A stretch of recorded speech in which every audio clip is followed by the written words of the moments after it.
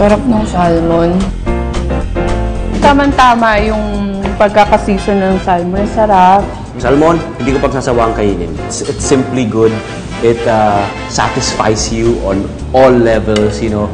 Kahit simpleng luto siya, yung sinigang lang sa sa miso. I like na meron din siya yung you know, nutty na flavor dahil dun sa kanyang sa sesame seeds, and because it adds flavor. I like the miso glaze. Sobrang well-seasoned, tapos nag-balance because of the eggplant. Sobrang sarap. Very good. Tsaka kahit konting hint ng lansa, wala. Masyado siyang malasa, tapos yung pagka-marinate sa kanya, kumbaga nanunuot. Ang sarap. Tsaka ang laki ng serving. Ang laki ng fish. Punta na tayo sa expertise ni Arian, ang manok.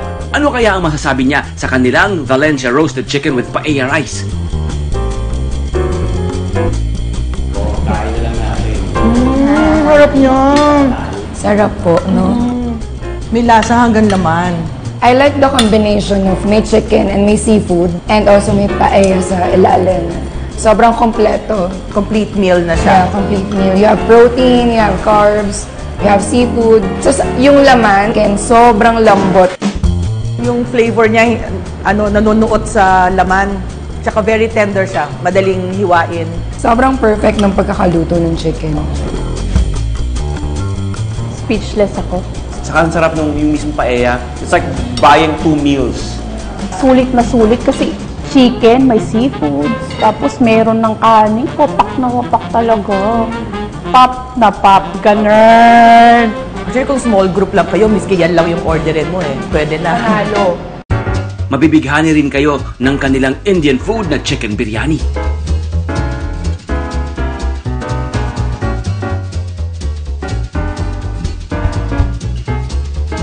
Sarap, no? Hindi na naman yung konting heat. Ang sarap. Tamang-tama yung niya, yung spices niya.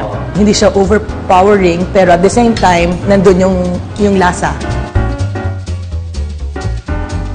Favorite ko kasi talaga Indian food. Masyadong malasang-malasa talaga siya. Masarap na masarap. Actually, yung anghang niya parang tama lang sa Pinoy taste eh. Hindi masyadong maanghang, pero nandun. Pwede ko nga siyang lagyan ng wrap eh. Kasi mahilig ako sa mga naan bread. So parang pwede ko siyang gawing burrito. Tapos, i-enjoy ko siya with that. Sobrang authentic ng lasa ng Indian food na yun. Yung portion. Parang pag sinerve mo siya sa bahay, bongga ka. Hindi tipid yung ingredients. Pag napansin mo, most Indian restaurants ang mamahal. Ito very reasonable siya. Ayaw nyo ng kanin, edi itong Thai pork glass noodles ang para sa inyo.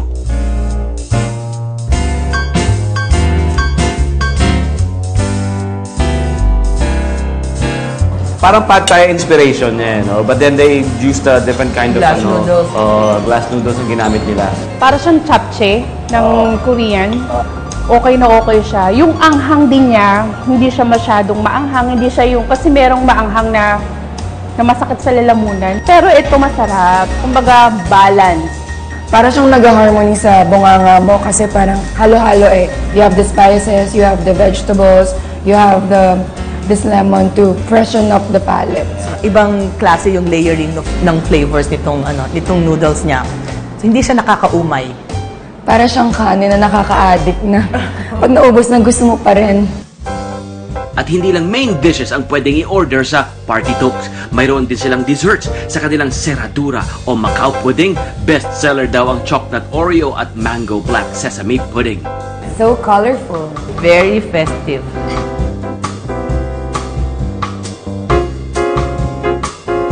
Sarap! Speechless na sila. Bawal yung salalahunan mo ngayon, ha? Okay lang. I don't mind. I don't care. Once na kinain mo siya, mapapapikit ka na lang. Harap. Parang very nutty yung flavor ng Serradura. Tama lang yung tamis niya. Parang meron biglang may surprise sa'yo. Yeah. may parang peanut butter. Yes. Sobrang winner. Ibulsa mo na. Uwi ko na. Nakakaalis ng uyam. Very refreshing sa palate mo. Hindi siya ordinaryong dessert. Kadalasan yung mango tsaka sesame seed. Para siyang maki na ginawang parang wow. For the rest of their menu, you may contact Party Talks through their Facebook page or Instagram account. Homemade Pinoy food ang inihain sa atin ng Piglet's Kitchen, just like how your nana used to cook it. Ika nga. Ang bestseller na tinapa rice. Thrice cooked adobo. Spicy binagoongan.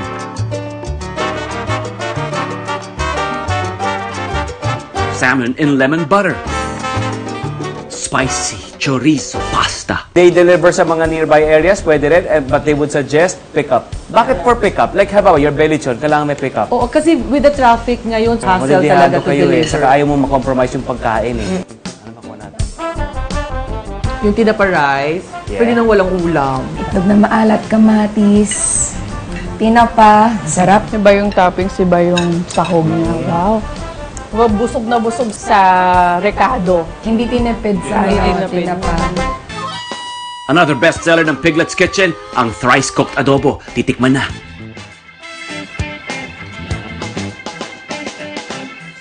Masarap! From the slightest strip ng karne, lasang-lasa mo yung flavorings, yung marination, yung pork niya, it melts in your mouth. Hindi mo na kailangan umuya. Ang sarap po ng adobo nyo!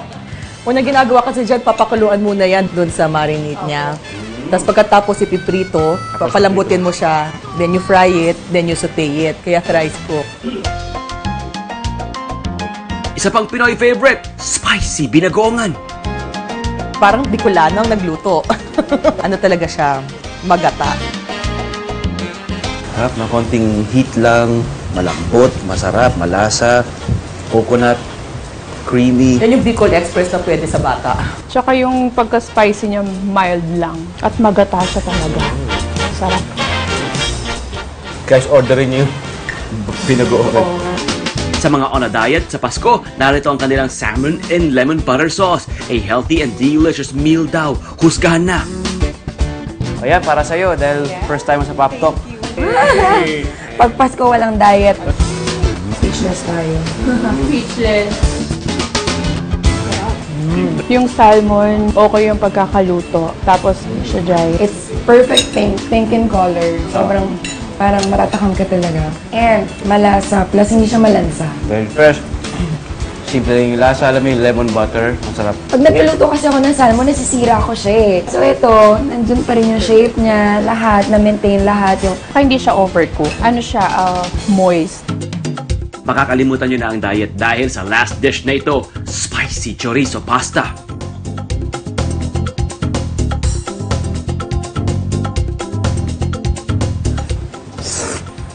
sarap. Simple olive oil lang, chorizo. Hindi ba baka natatabangan sa pasta? But then you know what? The purists, saka yung traditional way of cooking pasta is like this, simply seasoned, and you let the natural na flavor ng pasta, yun ang bida, saka yung chorizo, saka malinis. Saka tama yung pagkakaluto ng pasta, al dente. Tsaka hindi siya ma-oily. Neutral taste ng pasta with the chorizo. Actually, yung toppings nung pasta, pwedeng ulam ng tinapa rice. Actually, pwedeng pang topping sa tinaparas. Actually, napansin ko dun sa mga food na ino-offer niya, parang ito yung pagkain na isiniserve sa'yo ng mami tsaka lola Yeah. mo. Pag ikaw di ka marunong magluto, tapos nami-miss mo yung home cooking, eto. Nostalgic yung feeling na Oo. will take you back to your Ito talaga, hometown. home cook talaga siya.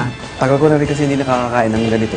Lutong bahay, no? Oo, lutong bahay lang. Siguro when you order, you can make special requests like make the binogoongan more spicy. Yeah, or you can do that. Can you make the tinapa rice less salty? May Oo. pwede siguro ganun kasi home cook talaga siya. Then you can make special requests for your order. I guess yun ang beauty rin ng pag-order mo online. You can customize it. So expect nyo, may konting ad cost yun, di ba? Kaya naman kaya ng budget ang Pinoy na Noche Buenang ito? Price range, for 6 packs, I think you need 2,000 to 2,500. I'm inviting everybody to try our food. You can check us out at Instagram. It's at Piglet's Kitchen, one word. We accept delivery and also pick up here at Eastwood City. Nagsimula noong July 2014, ang Susie's Kitchen ni Susie Nang ang takbuhan kapag gustong mag-order ng sari-saring home-cooked food. Nag-start siya when my mom passed away. Parang was looking for something to do. Parang may passion for for cooking was there. So my friend told me, encouraged me na parang why not try to sell the dishes na dinuluto mo. Para sa ating munting Christmas dinner, sasampulan naman natin ang ilan sa mga bestseller ng Susie's Kitchen. Reviewers have some truffle pasta, roasted chicken with chorizo rice stuffing, fish Florentine, at ang centerpiece ng handaan, boneless lechon. For dessert, coffee jelly.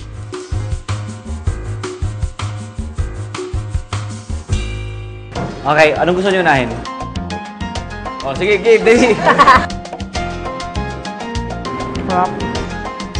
Pwede siya with bread, pwede siya with rice, pwede siya with beer. Binusa ng lemon eh, kaya merong konting lemony na, acidic. Citrusy, citrusy. taste. Ang ganda ng combination ng shrimp and chorizo. Nakabalat na siya for you. Hindi mo na kailangang manu-manuin, pabalatin yung hipon. Tsaka ito rin yung gusto ko, masyadong maraming garlic. Sarap. Na hindi overpowering yung garlic. Sarap. Na-imagine ko dito croquette. Pwede siyang appetizer, pwede siyang main dish. Actually, ito lang ulam na talaga. Hindi lang dyan yung natural na lasa ng hipon at ng chorizo. Wala nang iba. Alamin naman natin ang sikreto raw ng kanilang truffle pasta. Anong meron?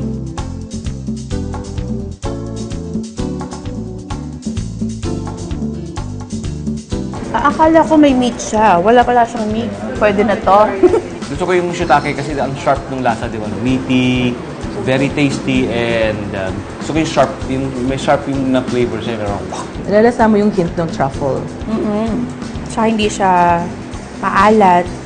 Well-balanced. 3-in-1 naman ang offer ng kanilang roasted chicken with chorizo rice stuffing.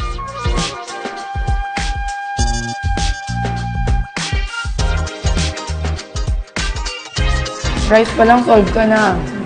the chicken is soft, tender, flavorful naman. Yung ginamit na chorizo, Chinese chorizo for the rice, no? And meron din siyang mushroom. Sarap. Para siyang saffron rice. Gusto ko yung simple na lasa, seasoning nung chicken. Baka iba malatabangan. But you know what? I find the beauty in the dish as a whole. Kombinasyon siya. Like the rice is a little salty. No?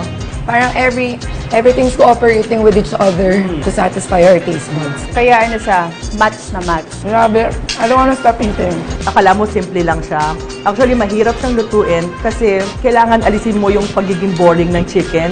So, kung yung roast chicken talagang masarap, ibig sabihin magaling yung nagluto. Actually, solved na. 9 pop points na po. Tapos na. Okay na ba yun? Wait, Arian, may dalawang dish pa. Ano to? Heto na ang fish Florentine. Ano naman kaya ang masasabi nyo? Sarap din. Kaming keso sa ibabaw. Mozzarella pala, oh. Mozzarella. Tapos parang meron siyang dash ng cayenne, ano? Yeah, kasi yung cheese and cayenne talaga, perfect, yun, combination. From the mozzarella, parang spinach cream na topping into the fish. You cut through layers of flavors. Saka perfect to sa mga bata na ayaw kumain ng spinach, na ayaw kumain ng fish, may cheese, hindi nyo malalasahan yung spinach. Sobrang okay. Mas may enjoy nila kainin yung fish. Nagpaligoy-ligoy pa tayo, sa lechon din naman tayo mauuwi. Papasa kaya kay Attorney June ang boneless lechon ni Susie? Yes, Miss Belichon?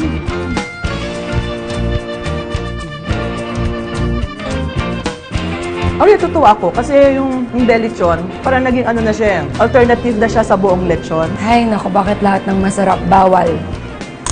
Oh. The balat. Crispy yung balat niya. Kahit di na kailangan ng sarsa. Napawisan ako sa sarap. Ang lasa, sobra. Sarap. Kanin ulit. Sarap. Sorry ladies, pero isang oras lang kasi ang show at may dessert pa tayo. Ang kanilang coffee jelly.